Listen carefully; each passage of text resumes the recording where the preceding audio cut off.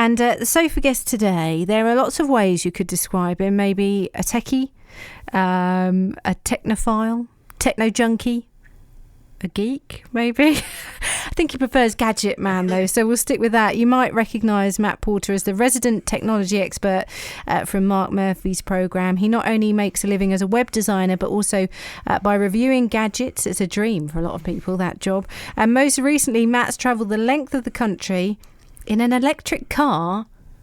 Well, was it just to prove that you can, Matt? It was, the idea was to prove to cynics, right, people that weren't kind of aware of what electric cars could do in this day and age, to prove to them that it was a practical alternative to petrol and diesel, that you could go, obviously we can go up backwards and forwards to the shops and things like that, but actually travelling to a remote destination, which is what we kind of ended up doing, and back again. Now, you can call me a fool, but please don't.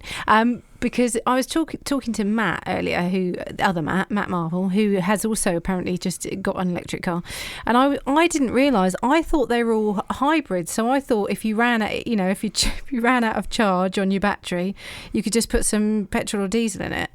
But no, they're not. They're solely. Yes, that's right. You charge them up. That's right. Electric cars are solely powered by batteries of varying sizes, with motors of varying sizes. Some electric cars have what's called range extenders on them, right, which is like a little generator that sits in the back quietly, and if you need additional electricity to get you further, you can charge the battery that way. Some of them are hybrids, which means that they either have a petrol or diesel engine as well as electric. But in this case, it was a pure electric car. And so now the point of your journey sort of makes more sense to me, because I would be terrified of running out of charge, and kind of that's what you were doing, wasn't it? Dispelling the myth. Yeah, what happens is with these cars is that they have, when you charge them up, they can give you an idea of how much range you should expect for that charge. And in the case of the car I was driving, it was 300 miles. Right. Which meant that, okay, I can go 300 miles and everything will be fine and I'll charge up after that. But actually there are a number of other issues that occur. Firstly, you've got to get to where you want to start, and you've got to then, when you get to your destination, you've got to have enough energy to get to somewhere else to charge. So there are a lot of other things you have to think of as well. So, for instance, we were driving from Ness Point to Ardnamurchan in Scotland, which is the most easterly to the most westerly point of the UK, and back again. We had to get to Ness Point, and in fact, I had to charge up in Thetford, then drive from Thetford to Ipswich, and then from the next morning Ipswich to Ness Point, and then Ness Point we started the journey. By that point I kind of was down to 170 odd miles on the range. Because the faster you, or the heavier you might be with the accelerator, the quicker it will obviously use up the electricity in the battery. So if you are kind of getting used to the car and driving it around, this is very good, because they're very quick at accelerating and all of those things. You do tend to use up more electricity. So when we left Ness Point, we were kind of half tank before we'd even started. And actually what happened is our first destination was meant to be Grantham, but the car itself diverted us and basically told us, I don't think you're going to get to Grantham on the amount of charge you've got.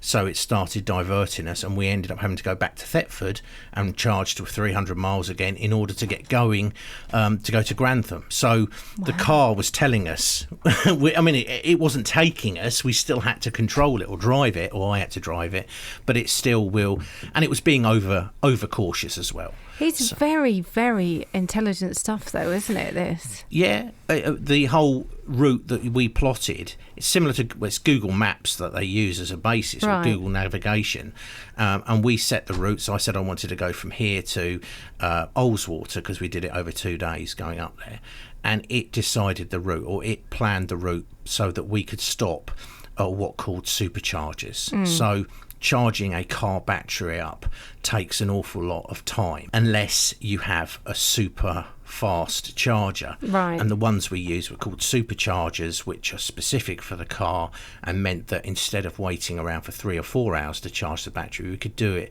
in under half an hour. Right, okay. But those superchargers are in different places around the country, so they're not the most direct route. We were having to go to somewhere like Thetford, Grantham, Sheffield, Gretna Green, and all of these other places, because that's where they had them. If we'd have not used those, we would have been hanging around for a lot longer. And it turned out, actually, when we got to Scotland, we kind of went out of that network, and we were then onto what's called rapid chargers, which would work perfectly great with cars like the one that Matt's bought, because he's got quite a smaller battery. But even then, you're still waiting quite a bit of time on the car we were using. So, but we were just topping up really at that point, just to get us to the next destination rather than hang around. We did tend to hang around for a long time in Glencoe ski resort, waiting for a car to charge, and there wasn't details on the machine, on the charger. We couldn't work out how to enable it, and there was all kinds of stress there. But that was kind of once we got out of the sort of rapid supercharge network, once we got onto the Charge Scotland, actually, the government's Scottish government's scheme. We had trouble actually enabling one machine, and the other one stopped charging after 7 minutes. So yes, that was a bit stressful. So, what were the kind of, was that the most stressful part of the journey, or otherwise was it pretty much plain sailing? It's like a long journey like that. We came across all the normal issues you'd have, which is traffic jams and all of those things. It would divert us around traffic jams. We diverted around one enormous queue of traffic, which was I can't remember what it was, on the A1, and that put a lot of miles on. And of course, then you're starting to eat into your range. Say, what happens if you get stuck in a massive traffic jam for sort of, if 5 hours? If you're just, actually, when you're sitting in a traffic jam, you're using no energy at all, other than for the air conditioning or the radio, because it's only when you're moving does the electric motor is being used. So they literally do nothing whilst they're sitting there. So that kind of thing probably isn't going to use a great deal of energy anyway. But it's about how much time you're sitting behind the car. So we were diverting. We were fortunate that we were able to stop at another charge point near Penrith, which had only opened 2 days before, and we could stop there and charge up. So we were kind of lucky. This was all what's called range anxiety, where everyone panics that they're not going to be able to get to places because the car can't take it. And this was meant to dispel it. In fact, we did kind of start getting it once we were in the sort of back end of Scotland, where we were reliant on a network or equipment that didn't seem to want to play ball sometimes. And otherwise, did you find that it performed as a normal vehicle? Yeah, again, because it was a press vehicle, certain functions of it were disabled. Right. And there's a function on it which is not autonomous, but kind of a few steps away from autonomous, where it will actually keep you in lane, keep you away from other vehicles. It will stop if there's an accident, it will avoid potential accidents and kind of things like that. That was all switched off. If that had been switched on, we would have been even better off, because the car would have managed the accelerator and all of those things on motorway travel, and then we would have probably used less energy up. So it was actually really comfortable to drive. I didn't feel tired when I got out. I didn't feel stiff. It was actually a really comfortable trip. The only stressful thing really was getting places. We were delayed. When you go to Scotland, it's just an enormously spectacular place to be, and you just want to keep stopping and taking pictures, and it's awe-inspiring. So that's the kind of things that were delaying us, were the stopping and looking around, rather than just blindly driving through. So I mean, why did you do this on your own, or were you? I was originally going to do this with my dad. Okay, so I came up with the idea of doing this as a kind of challenge, going from east to west and back again, purely because I live in the east, so it made sense to come back. Yeah. And then my wife Vanessa came up with the idea of taking my dad as coming along as company. Right. And that's what the plan was. Unfortunately, about 2 weeks before we were due to go, my dad's brother died, my uncle died, and my dad didn't feel he was up to coming along again. And luckily, my best friend of 45 years, Andy, stepped in and said, yeah, I'll come as well, I'll come instead. So it ended up with me and him going. And how long did it take you, the trip? It was 4 days, so it's 2 days there and 2 days back. And are you and Andy still best friends? Yeah, we are, and that's surprising. Yeah, I think he was getting a little bit fed up with me getting stressed in Glencoe, but he was very good at walking off and leaving me to it. Very good. And sort of, are you glad you did it? What have you sort of taken from the trip? I was really glad I did it. I mean, I wanted to take loads of technology with me, which I did. So I took cameras and phones, and we live streamed tons of the thing. You know, we were driving through Glencoe with all the amazing mountains and live streaming on Facebook. I was given a drone to test for the journey, so I took that with me and flew that around the locks and got some nice footage. We were given data by a large mobile phone company, so we didn't have to worry about exhausting data. We were given lots and lots of things. We were let down by a few companies as well. Lots of people promised us stuff and it never actually transpired, but on the whole it went really, really well and kind of to plan. It was a lot of management going on there, of making sure phones was live streaming when they should be, and making sure we were careful what we said when they were live streaming. And stuff like that. So it was basically a trip in a massive gadget with a selection of smaller gadgets. We had all kinds of things, yeah. How exciting. I want to know much more about what you do, because this would be, your job would be a dream job for lots of people. Lots of people absolutely love gadgets. So we're going to explore that and chat a bit more. We've also got the key questions. I don't know if you've heard of these before, but basically, hang on. It's a biscuit tin full of random questions on keys. Okay. Hence the key bit of the key questions. So you need to pick one, read it out. I hope it's been kind to you, and just... How do you get your music on CD or download or vinyl? Well, actually, I pay 2 different music streaming companies. So I can listen to on my car, my little... smart car that I've got outside. I've got a Bluetooth. I haven't actually got a CD player or anything on there. Everything I listen to is streamed, so I listen to any music, anything I want to listen to, I can just select there, and at home as well. So yeah, I don't actually use CDs or anything like that anymore. It's all streamed over the air. We should have known. We should have known, really, shouldn't we? So my sofa guest this afternoon is the Gadget Man, Matt Porter, who you may know from Mark Murphy's programme. I think you've helped out as the resident technology expert, is that right? I have, yeah. I've done a few reviews on technology and apps as well. We used to do phone apps a few years back. Course, yeah. And you've just come back from a trip from the most easterly to the most westerly points of the country in an electric car. That's right, yes. And a big success it was. It was a big success, yes. We got back in one piece, which was a good start. Yeah. And you didn't at any point get a flat battery? Completely Nothing. Flat? No, the furthest, the closest we got was, it said we had 35 miles range left. Right. And at that point we were 2 miles or a mile or something from Glencoe. So we had plenty, we were okay. We weren't in any danger of running out. I've got a feeling that in years to come we're all going to be driving electric cars, aren't we? We are, yeah. And we're all going to be doing what we do now when we go past the petrol station, which is think, can we make it to the next one before we have to fill up? We'll be doing that with electric cars. The thing with an electric car is you'll have your petrol station at home, because you will come home from work and you'll plug the car in and forget about it while you go to bed, and it will be charging overnight. And even if you don't live on somewhere with a driveway that you can put a charge point, they'll have charge points on lampposts and things like that. So even if you live in a flat, you'll still be able to pull up and plug yourself into a lamppost and charge your car. It's kind of inevitable. There's no argument that everything will have to go to electric. So it sounds like a long way off, but I'll think back on this conversation years. in years to come and think, oh, he was right.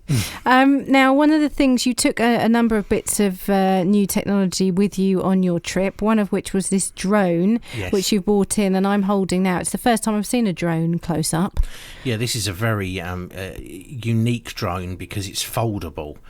Most drones aren't. But they've now started bringing in these foldable drones, so it makes it very small. Once it's folded up, it can actually fit in your pocket, and the idea is if you're going hiking or somewhere like that, you're not having to carry a big backpack with a big drone in it. You literally can set those up in a couple of minutes and they're ready to fly. It looks awesome. A bit like my brother's Millennium Falcon did back in the day. Yeah, they are quite space age, aren't they? With a little camera at the front. So it's remote controlled. How easy is it to fly? You have an app on your phone which provides you with the camera view, if you like, the heads-up display. Or first-person display of what's going on. You plug your phone into the controller. The controller holds onto it. You switch it on. They link up together, and literally, it's very intuitive, that drone, and more so, it's incredibly stable. It was peculiar in its stability because it would take off and sit in the air 20 feet up, and it would almost feel like it was stuck in a block of ice. It was so stable. Really? So it uses GPS, satellite technology to stabilise it, but also it's got a number of other cameras. It's got a couple of cameras underneath. Oh, right. Where your hand is. I think there's a fingers couple of over the little lens, cameras probably. there. Yeah. And what it does is those cameras look at the ground and work out and stabilise it on the how the ground looks. So it really does just stick in the air. It's quite incredible. That it is absolutely amazing. You see, I'd love to have a go, but I know it would end in disaster. It's got obstacle avoidance as well, that one, so it should stop you flying it into trees or into other objects. So safety wise, it's quite good, that actually. I just know it would be user error. I know it would end badly. So I find it really interesting chatting to someone like yourself, because I'm a bit of a technophobe, really. So you're sort of like the complete opposite to me. I don't know why. If I pick something, I mean, I think everything's amazing, like the drone, for example. It's incredible, but I know it would end badly if I tried flying it around. And it's like anything else, new technology. If I don't pick it up instantly and get it, then I think, well, stick with what you know. And I think that's the key to technology now, especially with gadgets, is that the ones that we're all aware of now, the ones we all work with, are the ones that are the most intuitive, the easiest, so you can just pick them up and use them. It's no point being complicated and having buttons to do this, to do that, because that's not intuitive and people get bored very quickly. So we are now living in a kind of world where I think the companies that make them have kind of got that now. Yeah. They understand that you have to be intuitive in order to appeal to a mass market. So we're quite lucky. So take me back then. When did you first become obsessed with gadgets? Well, I think when I've thought about this a little bit, where I kind of became, I think it was really, I was lucky, because in the 80s, 70s and 80s when I grew up, Thursday night was always a big night, so there would always be Top of the Pops, but before that would always be Tomorrow's World. Right. So you'd always have Tomorrow's World and Top of the Pops, and I always thought Tomorrow's World was really kind of intriguing because it really was showing you things that have developed into normal day-to-day. So I think back then I was watching Tomorrow's World thinking, oh, that looks quite cool. That would be brilliant. And I remember watching one where they were sending email for the first time, and the amount of rigmarole that was required to send this email from one person to another. Of course, we don't even think twice now. No. There's so many different ways of communicating now that sometimes people will be communicating with me at WhatsApp. And I think, well, I don't use WhatsApp. So I think back in the 70s and 80s, it was from watching things like Tomorrow's World and that kind of thing, and Horizon and that sort of program. Probably the sort of thing that a lot of people wouldn't watch, but you kind of watched it because Top of the Pops was coming. Yeah. So what about then? If you say you're a teenager in the 80s, so do you remember like your favourite 80s gadget? Yeah, we were kind of weren't. Now we live in an era of opulence, don't we? The things are really accessible. Back when I was a kid, things were expensive in comparison to now, and it was a big ask to get things. So when I was growing up, there were things like the Atari games consoles had first come out, and they were quite expensive, and the home computer market really burst into life in the early 80s in the UK.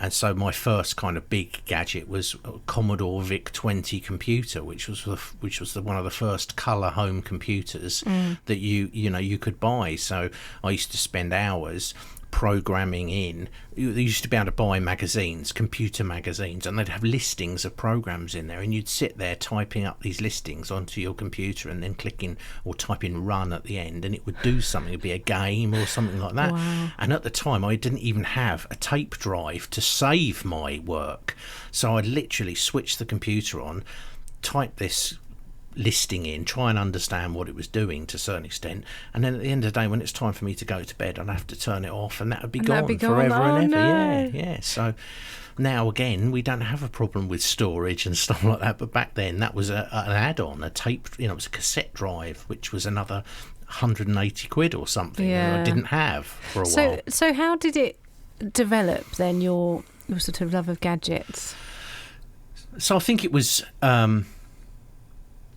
we were quite lucky again, because we're in an era where we've got this enormously fast-moving technology industry going, that we're just being fed new stuff. It's quite mind-numbing, really. And I think that the fact that I've seen new things develop and I've wanted to get my hands on them, and to be fair, I think that was what the thing that made me want to start doing this gadget review was, because I was, rather than wait for my phone to come up for renewal and then get a new contract and get a new phone and then discover 6 weeks later that actually it's not an awful lot better than the last one, I could think, well, if I start reviewing these gadgets, people are going to be able to lend me them or give me them, and I can then look at them and I can make that decision and then say, do you know what, I've got that out of my system. That was really clever, and there was a couple of little really clever things on that gadget, but actually I'm kind of finished with it now, and it can go back, and I'm done. So that's quite a nice thing, is being able to do that, is actually being able to send stuff back, because generally it's only lent to you for a short amount of time and you have to send it back, or they collect it anyway. So how easy is it to convince people, the manufacturers and people, to lend you stuff to quite talk difficult about? Is it? Yeah. In the first instance, when I was doing a app of the week slot with Mark Murphy a few years ago, and we'd done it for about a year or whatever, and I was thinking, no, it'd be nice to have something different. So I actually started looking into getting technology to have a look, and it's actually quite difficult, because you have to justify why you want it. You have to justify, someone's giving you something that's going to be expensive. In some, the car I took to Scotland's 100 grand. It's quite a big ask to get someone to let you have that for 4 days. Yeah. So you have to justify what are you going to do with it? Are you going to write a review about it? Are you going to blog about it? If you're going to blog about it, how many people are likely to read it?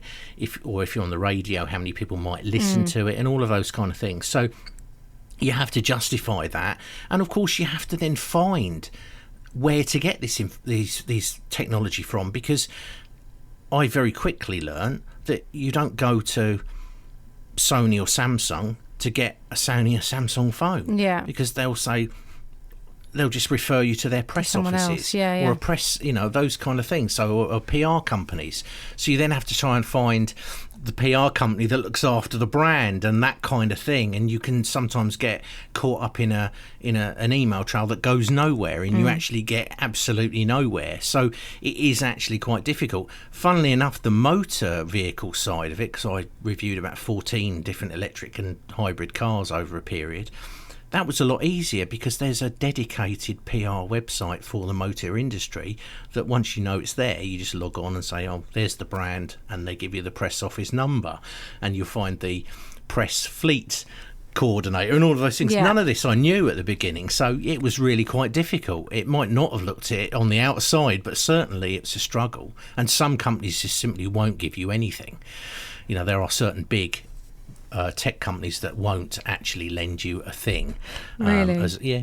So if we came to the Porter household, is everything sort of, like, is the TV the all singing, all dance? Do you have to have everything, No. top spec gadgets? No. No. I certainly wouldn't do that because, like I said, I get the opportunity to try stuff out, and sometimes, like I say, you've done that and it's finished and you've got it out of your system, if you know what I mean. So generally I'll find something that will do the job. Maybe it's not the top of the range and things like that, but it will do the job. We have got a robot vacuum cleaner, and which basically was given to me to review, and they never asked for it back. And that was and that still is an absolutely fabulous gadget. We still use it because it is so good. Not all robot vacuum cleaners are good, but this particular model was particularly good and continues to be. So you sit with your feet up and it goes around the house clearing up. The thing is, after you switch it on and say do it every day at 2:30. Do the carpets, and it will do the downstairs carpets, because it's only sort of doing it. It's doing it every day. It doesn't have to do a full clean. So that is the sort of gadget I would expect to find in your house. That's very exciting. We're going to talk more, because I know your travels have taken you. Your job's taken you all over the world. So we'll speak about your travels. Also, I want to know how the rest of the family feel about this gadget fetish. So it's that time of the day, the sofa interview time. Always even. I haven't been drinking, it's fine. Time always gets away with us, you see, during this feature, because we talk to such interesting people. So we've got a lot to get through in the next few minutes, Matt, but you must answer a key question. Another key question. Yes, this is Matt Porter, Gadget Man. Okay. And his key question is, if you could stay at a certain age forever, which would it be? Oh my goodness. That's a toughie, actually, that one. It is very difficult. My life's hard now in some ways and difficult for everybody. But I think probably if I had to, I probably would be this age. I think so that I could still keep living the way things are now. Although they're challenging and lots of things go on at home and stuff like that, it's still a great time, So I think 48 would be good. Very there good. We go. That's nice. That's refreshing to hear. We're talking about life at home, and it seems very apt that you met your wife online. I did. You? Yes, right. This is, I can't remember how many years ago it would be, 15 years ago, but I was a member of an online dating website, which is actually gone now. It's long disappeared. But it did its job. It wasn't anything to do with you, I don't think, It did its Matt. job.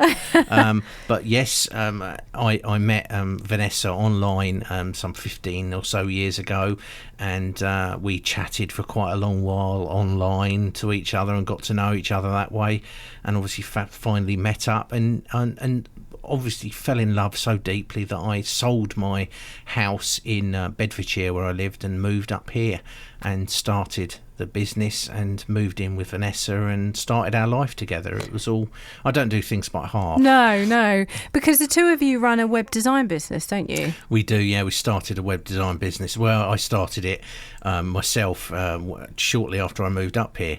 I lived in a little house in Ipswich in Rectory Road and had it in sort of like the downstairs there. Yeah. But it was just me, and then we turned into a limited company, I think, in 2006, and have been since. And Vanessa is a director, and I'm a director, and we work together as best we can. Between having twins and things like that. Oh wow! So working together and living together, and twins. Yeah, we had twins 7 years ago, James and Grace. Wasn't expected, it wasn't planned, but we've dealt with it since. So that obviously caused a little bit of an issue with regards to work. Yeah. Vanessa, because they were twins, and they actually, I think they were £6.10 each when they were born. Wow. So it was quite a large pregnancy. Yeah. Vanessa found it quite difficult. So obviously wasn't working when she was pregnant. And then when they were born, I actually went back home and worked from home, and then I had to leave and go back to an office again because I was too busy cuddling twins, cuddling cute little babies, and not enough time working. So I ended up going back to an office again, and then when the twins got a bit older and they started going to nursery and things like that, and Vanessa was working, she was still continued to work. She was still doing bits and pieces, quite a lot actually. Even when the twins were babies, she'd work from home, and she kind of works from home mainly now. So we're not working under each other's noses. I'm normally in the office and she'll be at home, so it's not too bad. Is she as gadget mad as you are? Or? No, she's not gadget mad. No, she's not terribly interested in things like that, and that's not a bad thing, really, because it keeps me grounded. Yeah. Otherwise, I think we could have a house that was something out of some sci-fi film. It's like Blade Runner or something. So no, she's not terribly interested. She's got a smartphone. Eventually she got herself a smartphone, but other than that, she's not terribly interested. Hey, but with twins, I bet that robot vacuum cleaner's an absolute godsend. We used to joke that it was actually following James around because he's particularly messy. He has autism, and he likes to break up things, like biscuits and stuff like that. So we always used to joke that it was actually following him around, cleaning up after him. Wonderful. And I know your job has taken you sort of all over the world. How did you end up stranded in an airport in Tunisia? That was my first marriage. I had the decree absolute came through, and I took a week off work to kind of, as a kind of, right, it's all finished. Yeah. Now I need to think about moving on in life. Yeah. So I took a week off work. I stayed at home for the first couple of days, and I thought, what am I doing? I've taken a week off work. I'm just sitting here. So I went into Hitchin town. I lived in Hitchin at the time. Went to a travel agent and said, what have you got flying out today? And they said, and I was thinking Ibiza, Mallorca, somewhere like that, And they said, oh, Tunisia. I went, oh, right, what's that like? Yes, fine. Yeah. I said, really? Yes, fine. It's just backpackers' paradise, Tunisia. I said, well, I better go then. So it's flight only, but you'll be all right. You'll be able to get something when you get there. All right, okay then. So it was actually 1996. This was because it was the night that England played Germany and lost on penalties. Okay. Because it actually delayed all the flights going out of Gatwick. So I got a lift to Gatwick and got on the plane, watched the football, then got on the plane. I arrived at Tunisia, at Monastir Airport in Tunisia, and had no money because I'd taken traveller's checks with me. First thing I did was I went up to change my traveller's checks up, and then they were told me they didn't take traveller's checks. No traveller's checks was the words I had from behind the counter. So I walked away again and sort of panicked a little bit and sat in the airport.